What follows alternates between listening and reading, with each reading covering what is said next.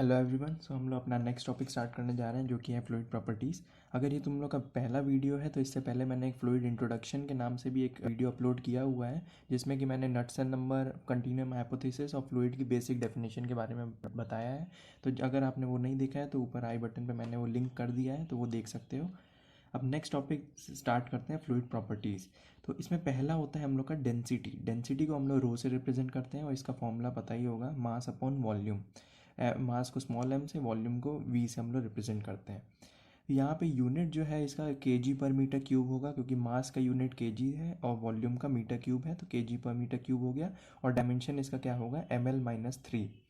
अब यहाँ पे कुछ बेसिक डेंसिटी की वैल्यूज़ हैं जो कि हम लोग को याद होनी चाहिए, जो कि पहला है डेंसिटी ऑफ वाटर। जनरली हम लोग 1000 kg/m³ ही लेके सारे न्यूमेरिकल सॉल्व करते हैं, लेकिन ये ध्यान रखना ये 4 डिग्री सेल्सियस पे ही है। इसके अलावा थोड़ा बहुत वेरिएशन होता है जब टेम्परेचर हम लोग चेंज करते हैं इसमें। डेंसिटी ऑफ मर्करी जो है वो 13,600 kg/m³ है, इसे भी याद करना है। डेंसिटी ऑफ एयर क्या है, 1.17 kg/m³ है। लेकिन ये भी ध्यान रखना ये केवल एनटीपी पे ही वैलिड होगा ये। और एनटीपी हम लोग क्या बोल रहे हैं, नॉर्मल टेम्परेचर एंड प्रेशर। तो जहाँ प्रेशर हम लोग की वैल्यू क्या है, ये स्टैंडर्ड वैल्यू है 1 एटमॉस्फेयर, एंड टेम्परेचर की वैल्यू है 20 डिग्री सेल्सियस। अब मरकरी और वाटर की तो याद रखनी ही रखनी है, लेकिन एयर की ज़रूरी नहीं है कि ये 1.17 ही हमेशा आएगी। क्यों? क्योंकि air is highly compressible, its density changes significantly with respect to temperature and pressure. For any of the condition, density of air can be found by using ideal gas equation। क्योंकि एयर जो है वो highly compressible है, तो इसका density जो है वो बहुत ज़्यादा चेंज होता है अगर थोड़ा सा भी हम लोग टेम्परेचर और प्रेशर में चेंजेस करें। तो अब अलग अलग टेम्परेचर एंड प्रेशर कंडीशन पे हम लोग डेंसिटी कैसे निकाल सकते हैं, तो उसका ये फॉर्मूला है PV=mRT। यहाँ ध्यान रखना कहीं तुम लोग कन्फ्यूज ना हो जाओ, एक फॉर्मूला और होता है PV=nR/T, जहाँ पे n होता है नंबर ऑफ मोल और R बार जो होता है वो यूनिवर्सल गैस कांस्टेंट होता है, जिसकी वैल्यू याद होगी 8.314 किलो जूल पर किलो मोल केल्विन। लेकिन यहाँ पे जो है फॉर्मूला वो है PV=mRT। ये दूसरा फॉर्म है उसी आइडियल गैस इक्वेशन का। यहाँ m जो है वो मास है और r जो है वो कैरेक्टरिस्टिक गैस कांस्टेंट है। तो ये हर एक गैस के लिए अलग अलग वैल्यू होती है। r बार की फिक्स वैल्यू होती है, लेकिन r की वैल्यू हमेशा चेंज होती रहती है डिपेंडिंग अपॉन कौन सी गैस के लिए हम लोग ये फॉर्मूला यूज़ कर रहे हैं। इधर हम लोग PV=mRT को इस फॉर्म में भी लिख सकते हैं, m/v=P/RT। तो यहाँ m/v हम लोग को पता है डेंसिटी होता है, रो होता है, जिसे रो से रिप्रेजेंट करते हैं। तो रो इज इक्वल टू क्या आ गया, P/RT। तो ये भी एक फॉर्मूला बन गया डेंसिटी निकालने का। अब यहाँ पे R की वैल्यू ध्यान रखना, R की वैल्यू फॉर एयर क्या होती है, 0.287 किलो जूल पर केजी केल्विन। अभी के लिए वैल्यू याद कर लो, ये न्यूमेरिकल्स में बहुत काम आएगा। लेकिन ये आर की वैल्यू कैसे आ रही है, ये थर्मोडायनेमिक्स जब हम लोग पढ़ेंगे तो वहाँ से और अच्छे से क्लियर हो जाएगा। अब नेक्स्ट हम लोग पढ़ते हैं सेकेंड प्रॉपर्टी जो है हम लोग की स्पेसिफिक वेट। स्पेसिफिक वेट को हम लोग स्मॉल w और गामा, इसे गामा कहते हैं, गामा से भी रिप्रेजेंट करते हैं। और इसका फॉर्मूला होता है वेट अपॉन वॉल्यूम। अब वेट हम लोग को पता है mg होता है और वॉल्यूम जो होता है वो कैपिटल वी से यहाँ पे मैंने डिनोट किया है। तो mg/v अगर हम लोग लिख रहे हैं तो यहाँ फिर से वो डेंसिटी वाला फॉर्मूला देख लो। m/v क्या होता है, डेंसिटी रो से रिप्रेजेंट करते हैं, यहाँ फिर से m/v आ गया। m/v को हम लोग रो लिख देते हैं। तो स्पेसिफिक वेट का एक और फॉर्मूला हो गया रो जी। अब यहाँ यूनिट क्या होगा, न्यूटन पर मीटर क्यूब। फोर्स का ही तो यूनिट होगा वेट में भी। तो यहाँ ऊपर न्यूटन आ गया और वॉल्यूम का हो गया मीटर क्यूब, तो इसकी यूनिट हो गई न्यूटन पर मीटर क्यूब। और यहाँ इसका डायमेंशनल एनालिसिस से डायमेंशन आ गया ml-2 t-2।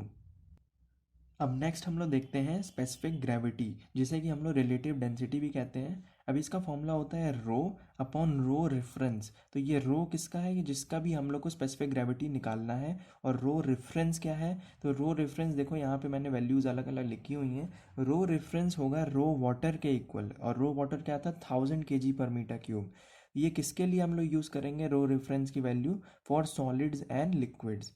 अब दूसरा रेफरेंस डेंसिटी की वैल्यू क्या है, रो एयर। और ये रो एयर की वैल्यू क्या होगी @NTP। तो ये यही वैल्यू हो जाएगी 1.17 ही वैल्यू हो जाएगी, क्योंकि NTP पे यही वैल्यू थी डेंसिटी ऑफ एयर की। अब इसके बाद ये के किसके लिए यूज़ करना है, केवल और केवल गैसेस के लिए यूज़ करना है। तो सॉलिड एंड लिक्विड के लिए रो रेफरेंस की वैल्यू होगी रो वाटर के इक्वल, और गैसेस के लिए जो रो रेफरेंस की वैल्यू होगी वो रो एयर @NTP की वैल्यू के इक्वल आएगी। ठीक है। अब यहाँ एक चीज़ दे सकते हो, ऊपर भी डेंसिटी है और नीचे भी डेंसिटी ही है, तो दोनों की डायमेंशन सेम है, या फिर कह सकते हो दोनों का यूनिट सेम है, इसलिए दोनों कैंसिल कर जाएगा। तो यहाँ यूनिट क्या है इसकी, कोई यूनिट नहीं होगी, नो यूनिट, और डायमेंशन भी इसका M0 L0 T0, इसका मतलब ये भी एक डायमेंशनलेस नंबर है। नेक्स्ट प्रॉपर्टी हम लोग देखते हैं बल्क मॉड्यूलस। इसको हम लोग कैपिटल के से रिप्रेजेंट करते हैं। Eight constant temperature it considers effect of pressure change on change in volume और डेंसिटी। अब यहाँ पे के फॉर्मूला क्या है, देखो, change in pressure upon volumetric strain. अब ये वॉल्यूमेट्रिक स्ट्रेन क्या होता है, ये भी हम लोग स्ट्रेंथ ऑफ मटेरियल में अच्छे से पढ़ेंगे ये, लेकिन इसका फॉर्मूला देख लो, dV/V। तो dV क्या है, change in volume upon original volume, या फिर कह सकते हो इनिशियल वॉल्यूम। तो वॉल्यूमेट्रिक स्ट्रेन का फॉर्मूला क्या है, dV/V, और चेंज इन प्रेशर क्या है, dP।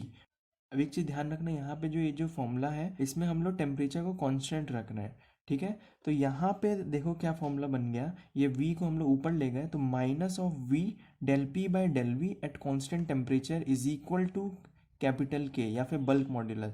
तो ये एक फॉर्मूला हो गया। यहाँ नेगेटिव साइन हम लोग क्यों यूज़ कर रहे हैं, नेगेटिव साइन इसलिए यूज़ कर रहे हैं क्योंकि देखो, अगर हम लोग प्रेशर बढ़ाएंगे, अगर कोई भी ऑब्जेक्ट है, मान लो किसी भी लिक्विड के अंदर प्लेस किया हुआ है हमने, तो अगर वो प्रेशर हम लोग बढ़ाएंगे तो सीधी सी बात है उसका जो वॉल्यूम है वो डिक्रीज़ कर जाएगा, ठीक है। वॉल्यूम जो है उसका डिक्रीज़ करेगा क्योंकि प्रेशर बढ़ गया। अगर प्रेशर रिड्यूस करते हैं तो वॉल्यूम उसका इंक्रीज़ कर जाता है, क्योंकि उसको और फ्रीडम मिल जाता है एक्सपेंड करने के लिए। तो अब क्या है, प्रेशर अगर बढ़ रहा है इसका मतलब डीपी की वैल्यू, डेल पी की वैल्यू पॉजिटिव होगी, और अगर प्रेशर बढ़ रहा है तो वॉल्यूम घट रहा है, और वॉल्यूम घट रहा है तो डेल वी की वैल्यू नेगेटिव हो जाएगी। तो ओवरऑल देखो, positive upon negative multiplied by negative, तो ये ओवरऑल जो होगा वैल्यू ये पॉजिटिव हो जाएगा, ये चीज़ ध्यान रखना। अब देखो यहाँ पे हमने क्या बोला था, it considers effect of pressure change on change in volume और डेंसिटी। तो हमने effect of pressure change on change in volume तो देख लिया, लेकिन effect of pressure on change in density हमने अभी तक नहीं देखा, तो उसके लिए ध्यान रखो। अब हमें फॉर्मूला पता था डेंसिटी का, मास अपॉन वॉल्यूम। तो अब हम लोग इसको ये भी लिख सकते हैं, density into volume is equal to mass. तो यहाँ पे हम लोग दोनों साइड डिफ्रेंसिएशन करेंगे, तो डिफ्रेंसिएशन करने पे d of rho b is equal to d of mass हो जाएगा, और मास देखो कांस्टेंट रहेगा। मास कांस्टेंट होगा तो किसी भी कांस्टेंट का डिफ्रेंसिएशन क्या होता है, ज़ीरो होता है, तो यहाँ ज़ीरो आ गया। अब यहाँ पे इसको अगर हम लोग ब्रैकेट को ओपन करेंगे तो ये हो जाएगा rho D V plus V D rho is equal to zero. ये बेसिक डिफ्रेंसिएशन बस हम लोग कर रहे हैं। अब इसको जब हम लोग रीअरेंज करेंगे तो यहाँ हम लोग को मिल जाएगा d v by v is equal to minus of d rho by rho. अब बस यहाँ पे हम लोग डी वी बाई वी की वैल्यू जो यहाँ फॉर्मूले में आ रही थी, इसकी जगह बस हम लोग minus d rho by rho put कर देंगे। यहाँ एक और फॉर्मूला हम लोग को मिल जाएगा, capital K is equal to rho del P by del rho. ये ध्यान रखना, ऊपर पी है और नीचे रो है, रो मतलब डेंसिटी, पी मतलब प्रेशर। तो ये एक और फॉर्मूला बन गया एट कांस्टेंट टेम्परेचर। यहाँ नीचे टी मैंने इसीलिए लिखा है क्योंकि ये कांस्टेंट टेम्परेचर पे ही हम लोग सारी एनालिसिस कर रहे हैं। यहाँ पे नेगेटिव साइन क्यों नहीं है, क्योंकि यहाँ पे हम लोग का नेगेटिव ऑलरेडी था और यहाँ पे एक और नेगेटिव आ गया, तो दोनों कैंसिल आउट होकर यहाँ पे पॉजिटिव हो गया। अब इसका देखो, यहाँ केवल यूनिट बल्क मॉड्यूलस का क्या होगा, केवल चेंज इन प्रेशर के इक्वल होगा। तो चेंज इन प्रेशर का कौन सा यूनिट होगा, प्रेशर का यूनिट होगा। तो यहाँ unit of bulk modulus simply हम लोग का प्रेशर का ही यूनिट आ जा रहा है, जो कि होता है न्यूटन पर मीटर स्क्वायर। अब प्रेशर के जो यूनिट आ रही है, अब यही हम लोग का डायमेंशन भी इसी के अकॉर्डिंग हम लोग निकाल सकते हैं। तो डायमेंशन आ जाएगा ml-1 t-2। तो यहाँ जो भी मैं डायमेंशन लिख रहा हूँ और यूनिट लिख रहा हूँ, ये एक बार तुम लोग खुद से रफ कॉपी में सारे फाइंड आउट करके देख लेना और मैच करके देख लेना कि तुम लोग फाइंड आउट कर पा रहे हो कि नहीं। और बाकी कोई भी प्रॉब्लम हो रही है तो नीचे कमेंट बॉक्स में ज़रूर बता देना, मैं उसके ऊपर अलग से एक वीडियो बना दूंगा डायमेंशनल एनालिसिस के ऊपर। अब नेक्स्ट हम लोग देखते हैं प्रॉपर्टी, वो जो कि है कंप्रेसिबिलिटी। कंप्रेसिबिलिटी को हम लोग अल्फ़ा से रिप्रेजेंट करते हैं, और इसका फॉर्मूला क्या होता है, 1/K, और ये के यही बल्क मॉड्यूलस ही है। तो इससे हम लोग को पता चलता है कि कंप्रेसिबिलिटी और बल्क मॉड्यूलस का इन्वर्सली प्रोपोर्शनल रिलेशन ही है बस सिंपली। तो यहाँ पे अल्फ़ा का हम लोग जो ये दो फॉर्मूले हम लोग को याद किए थे हमने जो बल्क मॉड्यूलस के, जस्ट इसी का रेसिप्रोकल हम लोग कर देंगे तो फिर हम लोग को अल्फ़ा के दो फॉर्मूले मिल जाएंगे। तो ये एक फॉर्मूला हो गया minus d v by v upon d P at constant temperature, और दूसरा फॉर्मूला हम लोग का ये डेंसिटी के टर्म में भी फाइंड आउट कर सकते हैं हम लोग। तो इसके भी दो फॉर्मूले हो गए। अब यहाँ ध्यान रखना, higher is the alpha value it implies fluid is easily compressible. तो इसका सिग्निफिकेंस क्या है, बस यही है कि अगर अल्फ़ा की वैल्यू ज़्यादा है कि किसी भी फ्लूइड के लिए, तो उस वो फ्लूइड उतना ही ज़्यादा कंप्रेसिबल होगा। तो अगर अल्फ़ा की वैल्यू अलग अलग फ्लूइड के लिए दिया होगा और पूछे कि कौन सा सबसे ज़्यादा कंप्रेसिबल है, या फिर पूछे कि ऑर्डर में अरेंज करो कौन सबसे ज़्यादा कंप्रेसिबल है और कौन सबसे कम कंप्रेसिबल है, तो अल्फ़ा की वैल्यू से हम लोग ऐसे फाइंड आउट कर सकते हैं। तो ये नोट के फॉर्म में इसे अलग से लिख लेना। अब नेक्स्ट प्रॉपर्टी हम लोग पढ़ेंगे कोफिशिएंट ऑफ वॉल्यूमेट्रिक एक्सपेंशन। इसको हम लोग बीटा से रिप्रेजेंट करते हैं। और ये क्या होता है, at constant pressure it considers effect of temperature change on volume change. तो यहाँ देखो बल्क मॉड्यूलस में हम लोग क्या देख रहे थे, एट कांस्टेंट टेम्परेचर, जबकि यहाँ पे हम लोग देख रहे हैं एट कांस्टेंट प्रेशर। और यहाँ पे क्या कर रहा है वो, it considers effect of temperature change on volume change. The change in volume is directly proportional to change in temperature and original volume. ये चीज़ एक्सपेरिमेंटली फाइंड आउट की गई है कि चेंज इन वॉल्यूम, वॉल्यूम में चेंज उतना ही ज़्यादा होगा जितना ज़्यादा टेम्परेचर में चेंज हो रहा होगा, और जितना ज़्यादा ओरिजिनल वॉल्यूम उस पर्टिकुलर ऑब्जेक्ट का होगा। और यहाँ पे उसे अगर हम लोग लिखते हैं इसे फॉर्मूले के रूप में, तो यहाँ होगा d v is directly proportional to capital v and d v is directly proportional to change in temperature. अब इन दोनों को कंबाइन कर देंगे तो क्या आ जाएगा, d v is directly proportional to v into d T.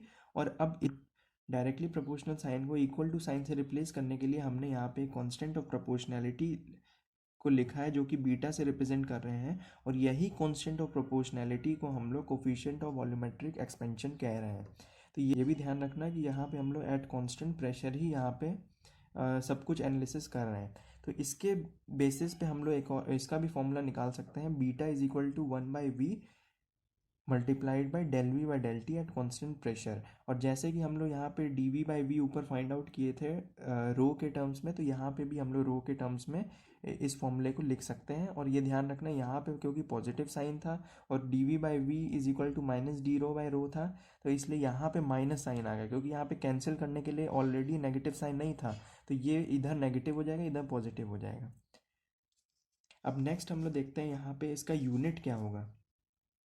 तो यूनिट ध्यान रखना, बीटा का जो फॉर्मूला हमने फाइंड आउट किया था 1/v d del v by del t at constant pressure, तो डेल वी बाई वी दोनों की यूनिट आपस में कैंसिल कर जा रही है, केवल बच क्या रहा है नीचे डेल टी बच रहा है। और डेल टी क्या है, चेंज इन टेम्परेचर है, और टेम्परेचर का हमने क्या पढ़ा था यूनिट केल्विन, तो ये केल्विन इनवर्स हो गया इसका यूनिट। और डायमेंशन भी अब देख सकते हो तुम यहाँ पे m0 l0 t0 और थीटा -1, यहाँ पे हम लोग कैपिटल K-1 भी लिख सकते थे, जो कि मैंने पहले ही क्लियर कर दिया था अपने पिछले वाली वीडियो में। तो कोई भी कन्फ्यूजन हो रहा होगा तो वो पिछली वाली वीडियो देख लेना। और यहाँ पे ये ध्यान रखना, ये चीज़ हम लोग आगे थर्मोडाइनमिक्स में भी प्रूव कर लेंगे। फॉर आइडियल गैस जो बीटा की वैल्यू है ये क्या होगी, 1/T। और कैपिटल T क्या है, टेम्परेचर इन केल्विन। तो ये ध्यान रखना, टेम्परेचर इन केल्विन। ये भी फॉर्मूला याद कर लेना, बीटा की वैल्यू फॉर आइडियल गैस ही केवल वैलिड है, वरना तो हम लोग यही फॉर्मूला यूज़ करेंगे। लेकिन इसको अगर तुम थर्मोडाइनेमिक्स के सिंपल से अगर तुम रिलेशंस का यूज़ करोगे तो फाइंड आउट कर सकते हो, आइडियल गैस इक्वेशन ही यूज़ करना है बस। तो उससे हम लोग फाइंड आउट कर सकते हैं कि बीटा की वैल्यू आती है 1/T। और यहाँ पे कैपिटल T क्या है, केल्विन में ही यूज़ करना है, डिग्री सेल्सियस में मत पुट करना है यहाँ पे।